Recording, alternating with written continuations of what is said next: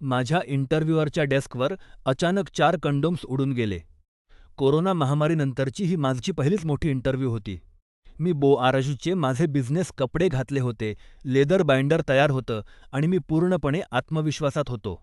मी खाली बसलो, गप्पा मारू लागलो आणि मग, एकदम आत्मविश्वासाने, मी माझ्या बॅगमधून पोर्टफोलिओ बाहेर काढला आणि नेमक्या त्याच वेळी ते घडलं.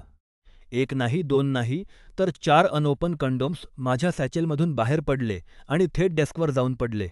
मी घाईघाईने ते उचलण्याचा प्रयत्न केला, पण तोपर्यंत खूप उशीर झाला होता. माझ्या इंटरव्ह्युअरला एक कंडोम हळूच माझ्याकडे ढकलावा लागला, जेणेकरून मी तो घेऊ शकलो. आम्ही दोघांनीही काहीतरी विचित्र शब्द उच्चारले आणि इंटरव्ह्यूचा उरलेला वेळ मी पूर्णपणे सुन्न होऊन घालवला.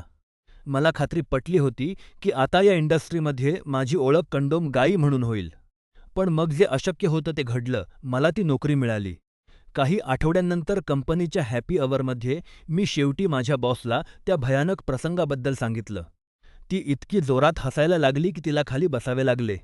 असं दिसून आलं की तिला त्या कंडोपम्सची फारशी आठवणच नव्हती. का? कारण आम्ही जेव्हा बोलत होतो, तेव्हा तिच्या पुढच्या दातांवर गडद लाल रंगाची लिपस्टिक सगळीकडे पसरली होती. मी कंडोम्समुळे खूप लाजत होतो आणि ती तिच्या दातांमुळे लज्जित होती. आम्ही दोघांनीही एकमेकांकडे न बघण्याचे ठरवले आणि आता आम्ही खूप चांगले मित्र आहोत.